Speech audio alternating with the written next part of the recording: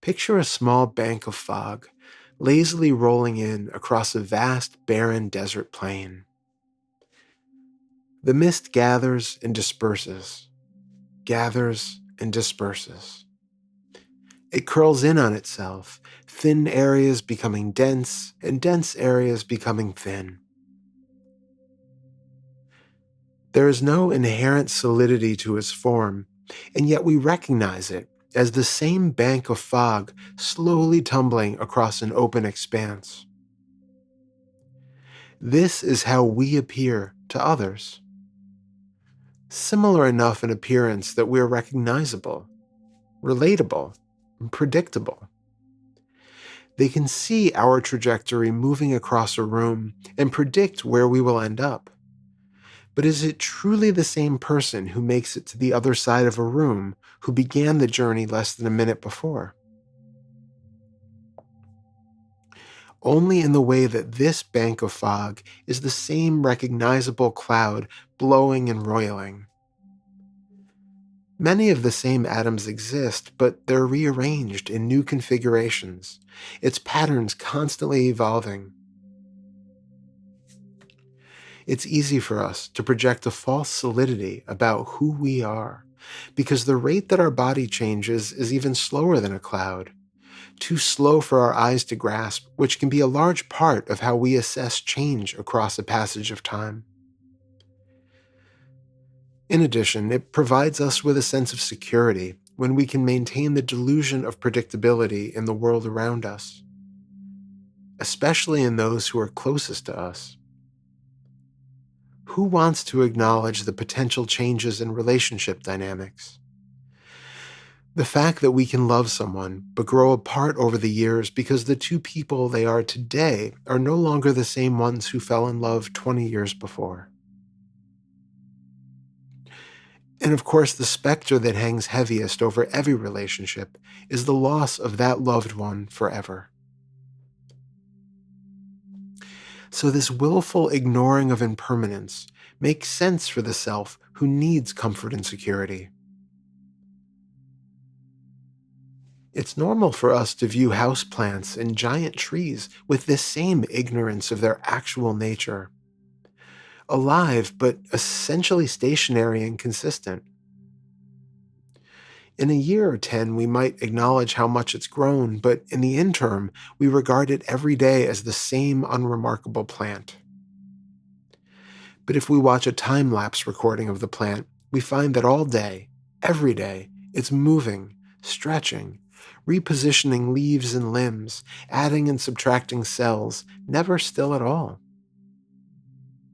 Of course, this is only talking about the external visual appearance of the plant because we have no access to its inner world if one exists.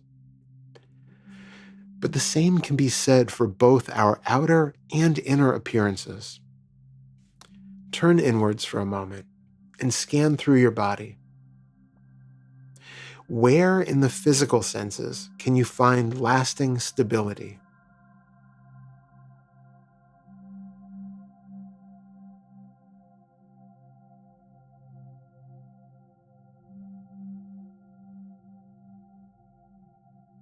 You might have an idea, for instance, that your bones are fixed and stable, but can you feel them?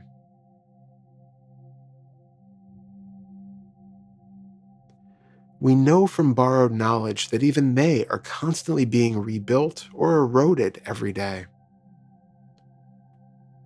In your direct experience, can you actually find a bone?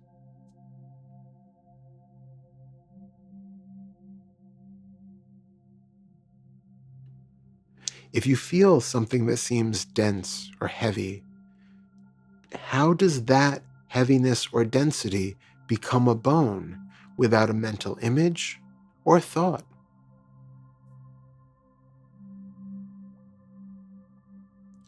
Do you feel your muscles? Do they seem solid and unchanging?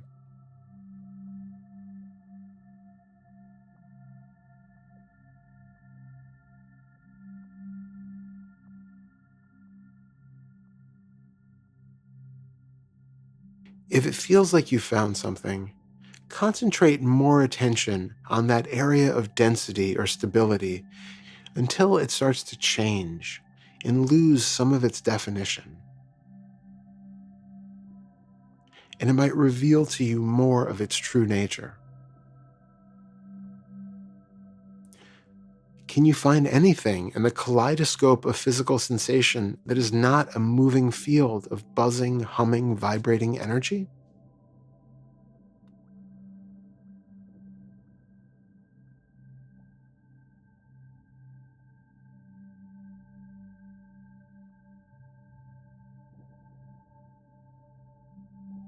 Next, scan the inner visual field. Can you find anything lasting here?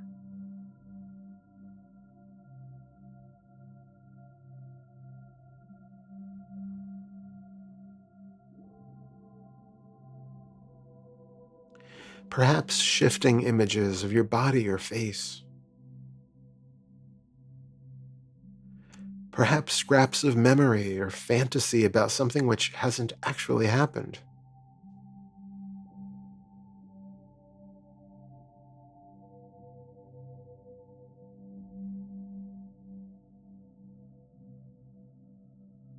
Are you able to grasp any of these for more than a few seconds at most?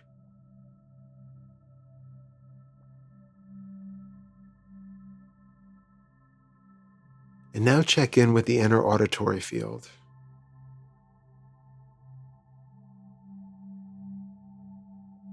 What here appears to be constant and unchanging?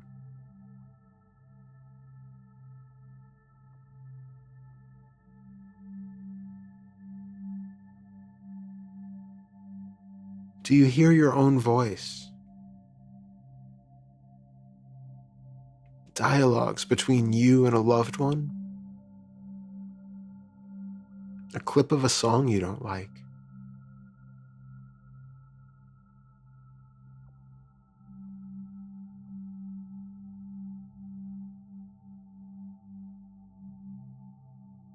Can you find a stillness anywhere that is not perpetually being remade or undergoing some change?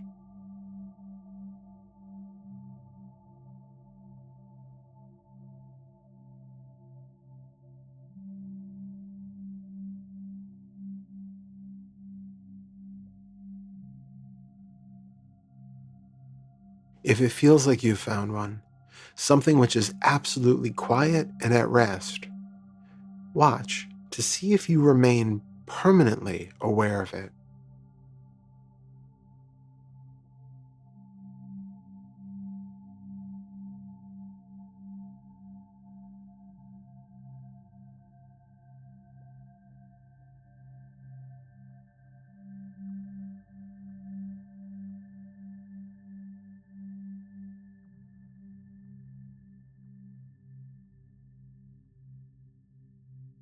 All that exists is what meets awareness or consciousness. We can use those terms synonymously here.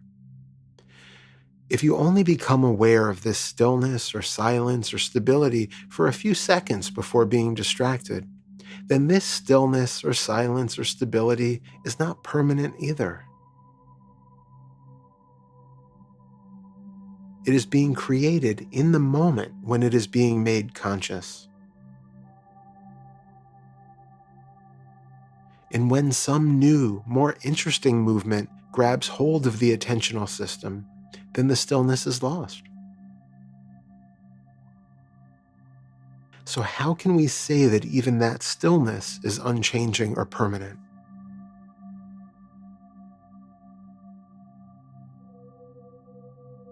Notice the shifting patterns of thoughts that arise in the mind. It's okay that they're there. Thoughts are a part of life. But notice how much they move from moment to moment, second to second. Can you find stability anywhere among this changing panorama of thought?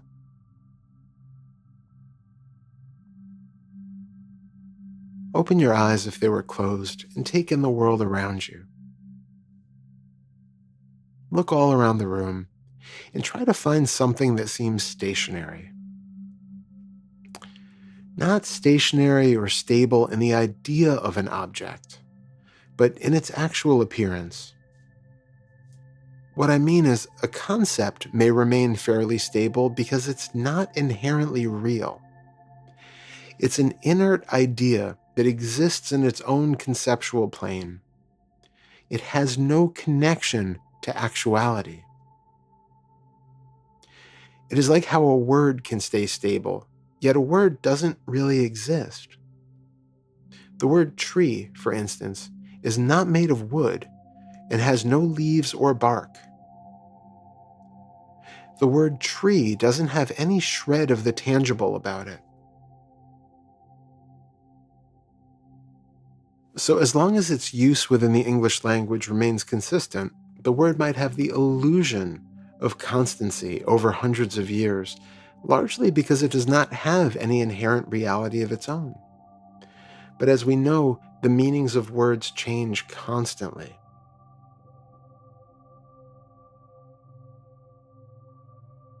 Notice in your room that even though a wall may seem to be solid and consistent, that your perception of it is constantly changing.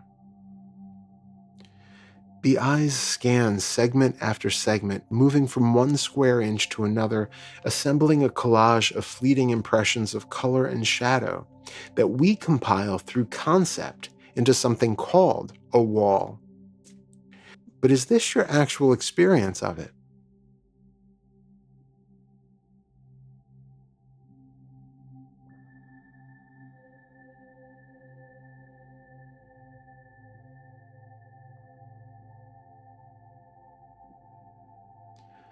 Notice if it shimmers or flickers.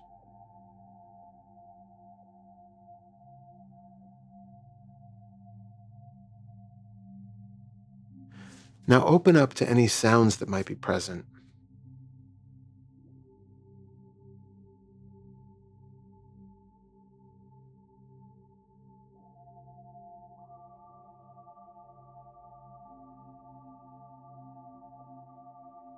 Is there a relationship between those sights and sounds? Do they seem connected or disembodied?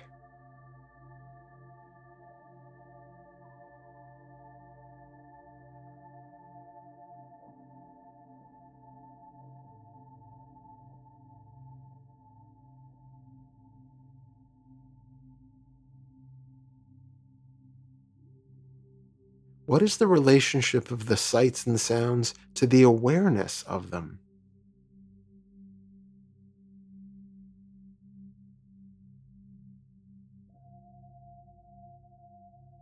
The world is not inert, being observed by a stable witness. There is an interplay. Both world and witness are constantly creating and shaping the other. Feel how every vision that the gaze frames and fabricates is causing some chain of effects in the body and thought realm.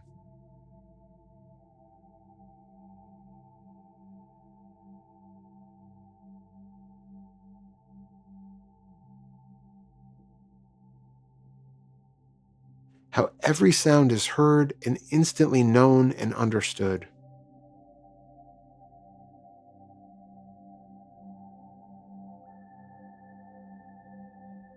How it triggers feelings and emotional responses.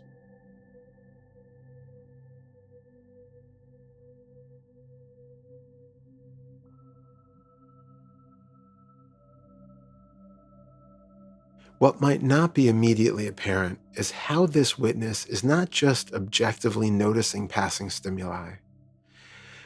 Instead, it is coloring what is seen and heard by its judgments, its preconceptions that it believes it knows what these sounds and colors are, what they mean and what they are called, what their use is, and whether they're pleasant, unpleasant, good, or bad. And each of the feelings and emotions that arise in response to what is seen, heard, felt, tasted, and smelled taints the interpretation of what is being experienced.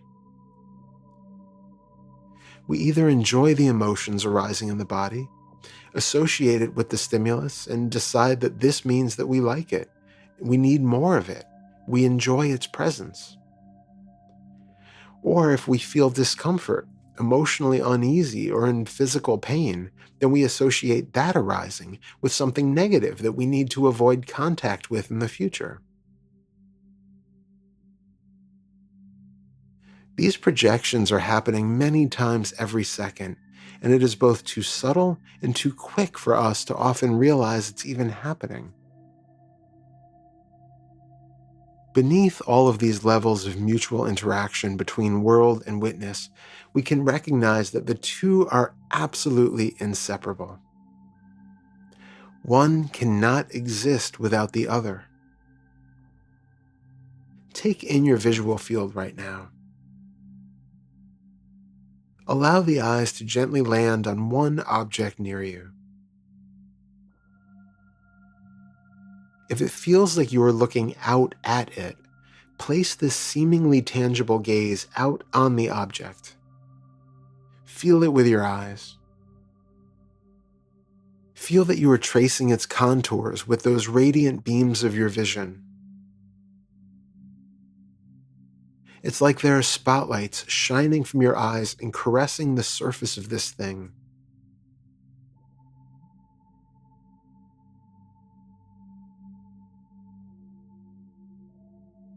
The vision can almost sense the texture, density, whether it's hard or soft, its temperature. You know what it would feel like to touch it, right?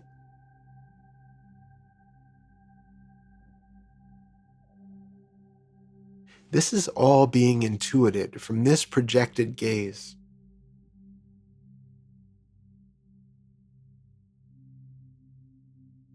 Now, holding your vision there, trace the line of vision back towards you. You can feel the almost tangible beam of sight reaching out to the object, so follow it back towards the origin of the sight. Is it heading towards your face? Is it pulling you back to the space where you believe your eyes to be? Do it slowly.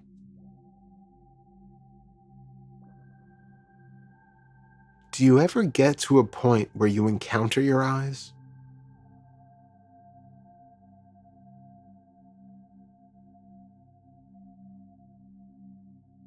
Notice here if you can feel the physical eyes in their sockets. Does it feel like the object that you are looking at is somehow connected to these physical sensations in or around the eyes?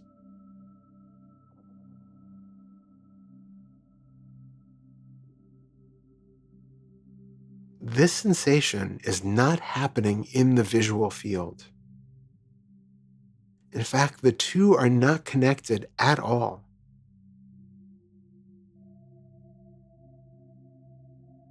You cannot even tell that those sensations are eyes.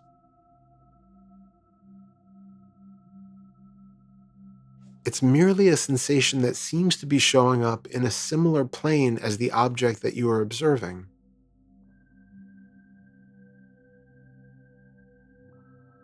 Allow every arising to be its own unique arising. Don't connect things that are not related.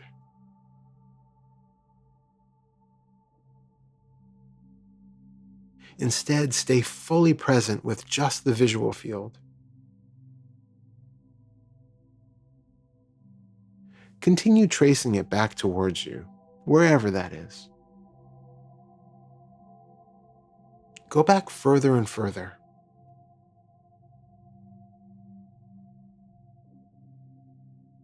Do you ever encounter a threshold where you move from outside to inside?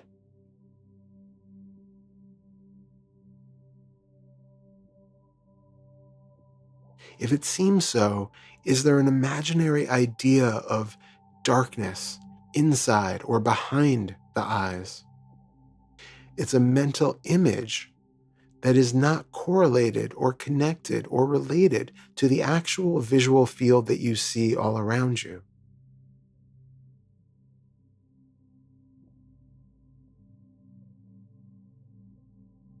Do you ever reach a near point where the witnesser resides?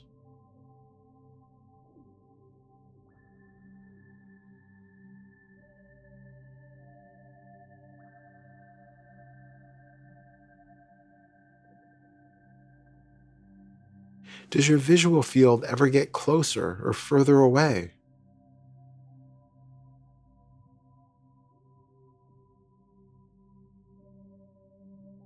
Imagination traverses the space, but the space does not exist. The space is just as much a fabrication of imagination as the proposed witnesser itself. Taking in just the visual field, can you find anything that is separate from the visual field? If there is an idea of darkness or something behind the eyes, something inside of the head, notice that this too is just a mental image of darkness. This is not actually present in your experience outside of the mind.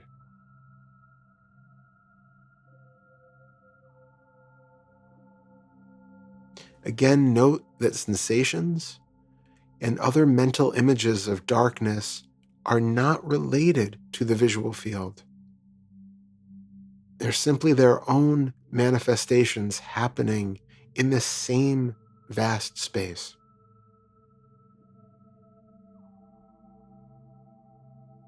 The visual field is known. It is instantly made present. It is brought into existence the moment that consciousness rests upon it.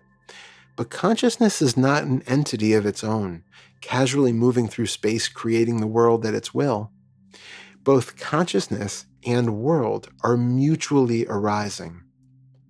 When a sight arises out of the void, consciousness is spontaneously created, along with the scene. There is no division. When a sound emerges from the silence, consciousness of the sound and the sound itself are spontaneously created together. And when the sound dies away or is overshadowed by something more tantalizing, then the consciousness dies with that sound, and a new consciousness arises with the new sense apparition. There's not one single consciousness or awareness, just as there is no single eye or bank of fog. The world is in a constant state of death and rebirth, as the interplay of consciousness and light, sound, aroma, taste, and feelings are born and die away, moment after moment after moment. It's unnecessary to create a pattern to these arising bits of information. They are, and then they are not. That's all. You are, and then you are not. That is all.